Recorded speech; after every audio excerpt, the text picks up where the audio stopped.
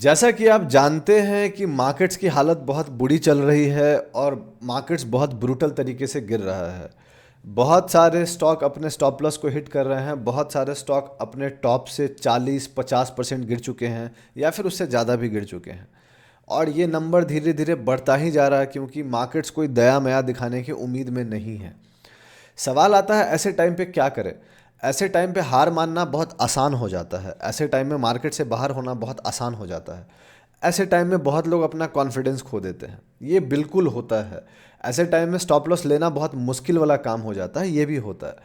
लेकिन as a professional trader, as a trader investor, आपको यही समझना है कि ये पार्ट ऑफ द गेम है, पार्ट ऑफ द बिजनेस है। जब बिजनेस अच्छा था तो आप पैसा बना रहे थे, जब बिजनेस बहुत ख़राब है तो आपको वहाँ पे सरवाइव करनी पड़ेगी। और आज के रेट में पैसा बनाने की लड़ाई नहीं है, आज के रेट में पैसा सरवाइव करने की लड़ाई है, पैसा बचाने की लड़ाई है, मार्केट में खुद को बचाने की लड़ाई है। जब वो लड़ाई होती है तो वहाँ पे आप वो सब कुछ करते हैं जो उस चीज़ के लिए काम आता है, उस चीज़ के लिए आपको मदद करता है। हम भी वही कोशिश करते हैं।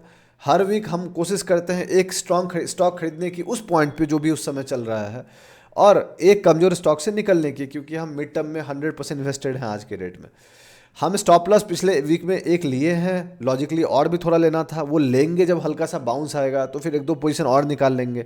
इससे क्या होगा, इससे ये होगा कि हम अपना लॉस थोड़ा ठीक से मैनेज कर रहे होंगे, अपना रिस्क रिवॉर्ड मैनेज कर रहे होंगे। यही हमें करना होता है ऐसे मार्केट में, क्योंकि जब हम ये करेंगे, जब इस फेज को सर्वाइव कर लेंगे, और जब भी एक ठीक ठाक फेज आएगा, वो जब आए पता नहीं कब आएगा, लेकिन जब भी आएगा तो उसको सर्वाइव करना आसान हो जाएगा और उस समय पैसा बन जाएगा।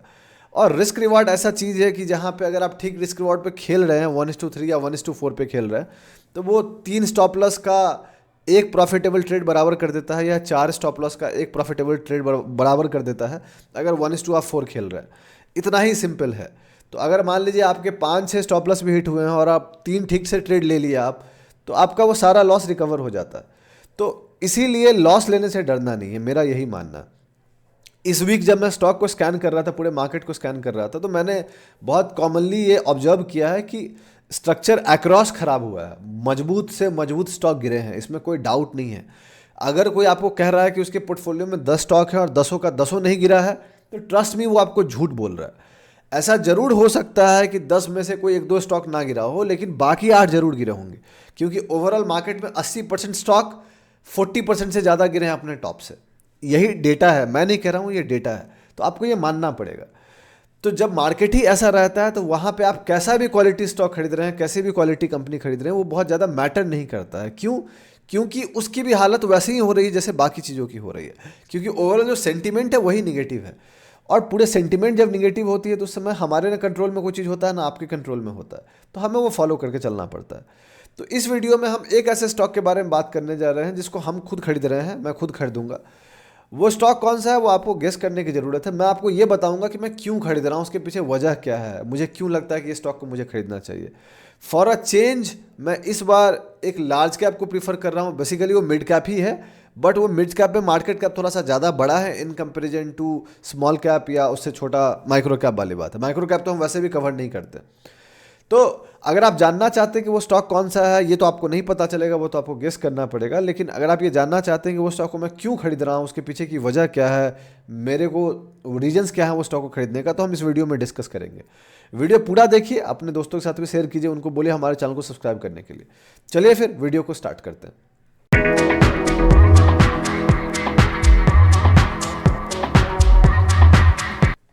कैसे हैं आप लोग? मेरा नाम ब्रजभूषण है और मैं आप लोग का स्वागत करता हूं आप लोग के अपने चैनल पे जिसका नाम है ट्रेड विद भूषण।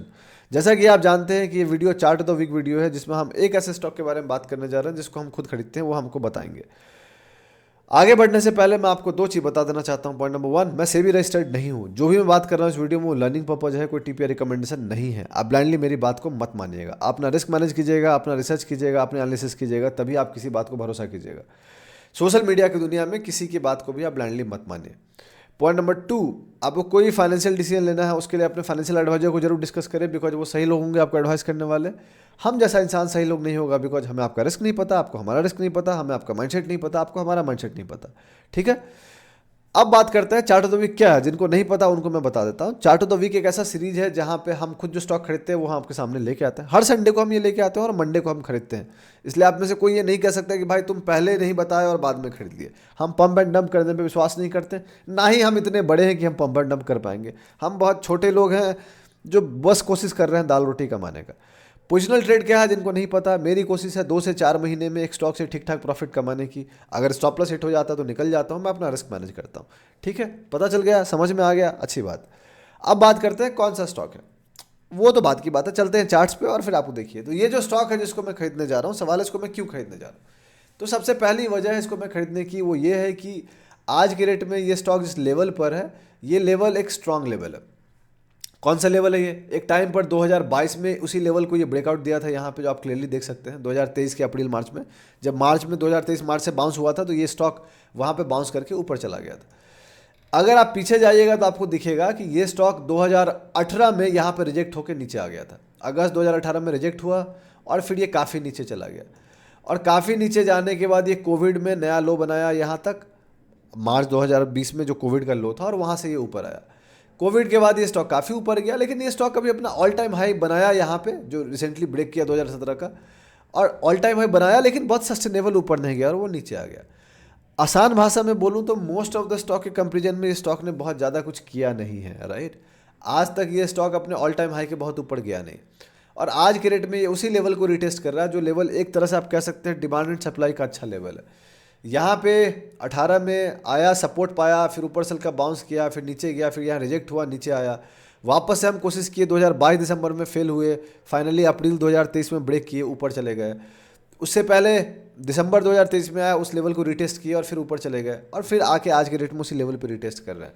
ये एक वजह हो गई। दूसरी वजह है कि पिछले वीक में जहाँ पे बहुत सारे स्टॉक बहुत बुरी तरीके से गिरे हैं, ये स्टॉक हार्डली 0.60% नीचे गया है, जो आप समझ सकते हैं कि पिछले वीक में स्ट्रेंथ काफ़ी ज़्यादा था। इससे पिछले वीक में भी बहुत सारे स्टॉक गए थे नीचे, लेकिन ये स्टॉक होल्ड किया था और पॉजिटिव में क्लोज हुआ था 3% पे। उससे पिछले वाले वीक में ऑलमोस्ट 9.5% नीचे गया था, अक्रॉस मार्केट नीचे गया। तो पिछले 2 वीक में स्ट्रेंथ बढ़िया शो किया। ये स्टॉक कौन सा है?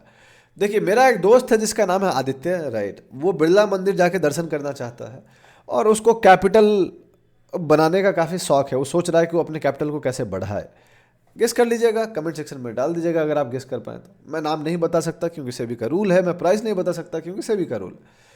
तो और भी रीजन्स क्या है, मज़े वाले रीजन्स मैं आपको बताता हूँ। सबसे मज़े वाले रीजन्स ये हैं कि अगर टेक्निकली आप जाके देखिएगा तो ये स्टॉक पिछले कुछ टाइम में कुछ ज़्यादा नहीं किया, जैसे कि मार्केट कुछ ज़्यादा नहीं किया, लेकिन 2 साल में 7.19% का रिटर्न, 5 साल में 101% का रिटर्न, 10 साल तो हुआ ही नहीं है, 1 साल में 13.99% नीचे गया है, 6 महीने में 30% नीचे गया। बहुत सारे स्टॉक 40-50% में नीचे गए हैं, ये 30% गया है, तो फिर भी बेहतर होल्ड किया, ठीक है। 3 महीने में 20% नीचे, 1 महीने में 7.5% नीचे, 1 वीक में 0.60% नीचे, डेली में 0.85% नीचे। ये रीजन नहीं है, रीजन है जो आपको दिखाता हूँ शेयर होल्डिंग का। शेयर होल्डिंग में अगर आप गौर कीजिएगा तो आपको दिखेगा कि शेयर होल्डिंग इसका बढ़ा है। म्यूचुअल फंड्स का अगर आप देखिएगा तो 1.34% था 2022 दिसंबर में, आज के रेट में 3.44% है। मतलब म्यूचुअल फंड्स वालों ने अपनी होल्डिंग बढ़ाई है पिछले कुछ क्वार्टर्स में, ये एक अच्छी बात है। अगर आप देखिएगा तो आपको क्या दिखेगा कि बैंक्स वालों की भी होल्डिंग हल्की सी बढ़ी है, फ्रॉम 0.05% से 0.01%। तो बैंक का ज़्यादा नहीं बढ़ा है, सॉरी, मैं जो नीचे बोलने वाला था इंस्टीट्यूशन का बढ़ा है, जो मैं दिखाना चाह रहा था DII का। तो 8.05% से लेकर 9.51% पे आ गए हैं, तो उनकी बढ़ी है, तो ये एक अच्छी बात है। फाइनेंशियल वाइज देखिएगा तो आपको दिखेगा कि फंडामेंटल वाइज तो आपको ये दिखेगा कि company more of a profitable ही रही है। दिसंबर 2022 में 382 करोड़ का प्रॉफिट था, आज के रेट में 661 करोड़ का प्रॉफिट है। पिछले क्वार्टर के कंपेरिजन में कम है, बट ये ऐसा ही चलता है, एक क्वार्टर ज़्यादा होता है, एक क्वार्टर कम होता है। जैसे कि आप यहाँ पे देख लीजिएगा, 1145 करोड़, फिर 698 करोड़, 941 करोड़, फिर 661 करोड़, अगला क्वार्टर ये ज़्यादा प्रॉफिटेबल होगा। सो मैं क्या कर रहा हूँ, मैं बहुत सिंपल तरीके से वही करता हूँ जो मैं हर स्टॉक में करना चाहता हूँ। मैं यहाँ से इसको खरीदूंगा, और मेरा मानना है कि ये स्टॉक होल्ड करना चाहिए क्योंकि इसकी मार्केट कैप थोड़ी सी ज़्यादा बड़ी है in comparison to normal mid cap small cap. ये 40,000 करोड़ से ऊपर का मार्केट कैप वाला स्टॉक है, तो थोड़ा सा ये बेहतर होल्ड कर सकता है in comparison to across markets. मैं यहाँ से इसको खरीदूंगा, मेरा पहला टारगेट 35 to 40% होगा, उसके बाद मैं ट्रेल करूँगा। देखिए, यहाँ से अगर ये अपने पिछले हाई तक भी जाता है तो मिनिमम 56-57% इसको ऊपर जाना पड़ेगा। मेरा स्टॉप लॉस यहाँ से 12 से 15% के आसपास होएगा। मैं बेसिकली इस कैंडल को देखूंगा, ये वाला जो कैंडल आपको दिख रहा है, ये स्ट्रांग कैंडल था और फिर ये ब्रेकआउट करके निकला था, तो मुझे ये देखना है कि इस बेस को कैसे होल्ड करता है। इस बेस के नीचे चला गया, I will be happy enough to exit it. मैं थोड़ा टाइम दूंगा, अभी मैं एडमेंट नहीं हूँ अपने स्टॉप लॉस को लेने के लिए, क्योंकि पूरी मार्केट सिचुएशन ऐसी है कि सब कुछ बिगड़ा हुआ है, और जब सब कुछ बिगड़ा हुआ तो वहाँ पे आप बहुत ज़्यादा कुछ नहीं कर सकते हैं। ठीक है, तो आपको ये ध्यान देने की ज़रूरत। मार्केट्स सुप्रीम है दोस्त, हमें ये मानना है। तो ये रहा। अब बात करते हैं कंक्लूजन। कंक्लूजन क्या है? मैं अपना रिस्क मैनेज कर रहा हूँ, मैं अपना रिस्क मैनेज करने के बाद मैं इसको खरीदूंगा। अगले वीक में एक और स्टॉक से निकलूंगा। कौन सा स्टॉक होगा?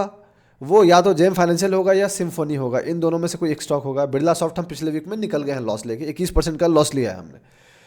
सिम्फनी और जेम फाइनेंशियल भी लॉस ज़्यादा ही है। अगर मंडे या ट्यूसडे को हल्का सा बाउंस करता है तो हम उसका थोड़ा सा कम लॉस हो जाएगा, उसका लॉस बुक करेंगे और कोशिश करेंगे फिर उस पैसे को यूज करके इसको खरीदने की। मतलब मैं तो पहले खरीद लूँगा, बट लॉस बुक करूँगा पक्का ही। अगर मार्केट अगले वीक में थोड़ा बेहतर बाउंस हो करता है तो मैं 2 स्टॉप लॉस लूँगा, जो मैंने आपको नाम बताया वो, लेकिन एक तो पक्का है लेना है, क्योंकि अगले वीक फिर उस पैसे को यूज करना पड़ेगा खरीदने के लिए। That is how it is. मैं लॉस ले रहा हूँ और उस पैसे को यूज कर रहा हूँ अगले स्ट्रॉन्ग स्टॉक्स को खरीदने के लिए, ताकि जब भी मार्केट बाउंस करेगा, कब करेगा नहीं पता, तो उस समय कौन स्टॉक ऊपर जाएंगे ये नहीं पता, लेकिन उस समय जो स्टॉक स्ट्रांग होंगे, उस समय जो स्टॉक एक अच्छे रिस्क रिवॉर्ड पे होंगे, उनके बाउंस करने के चांसेस ज़्यादा होंगे। ऐसा मेरा मानना है, मैं गलत हो सकता हूँ। तो यही है टोटल एनालिसिस दोस्त। अगर आपको अच्छा लगा है तो आप लाइक कीजिए, सब्सक्राइब कीजिए, चैनल को सपोर्ट कीजिए, हमें अपने दोस्तों के साथ शेयर कीजिए, उनको बोलिए हमारे चैनल को सब्सक्राइब करने के लिए। बहुत जल्दी मैं आपसे अगले वीडियो मुलाकात करूंगा, तब तक के लिए अपना ध्यान रखें, अपने घर वालों का ध्यान रखें। चीयर्स।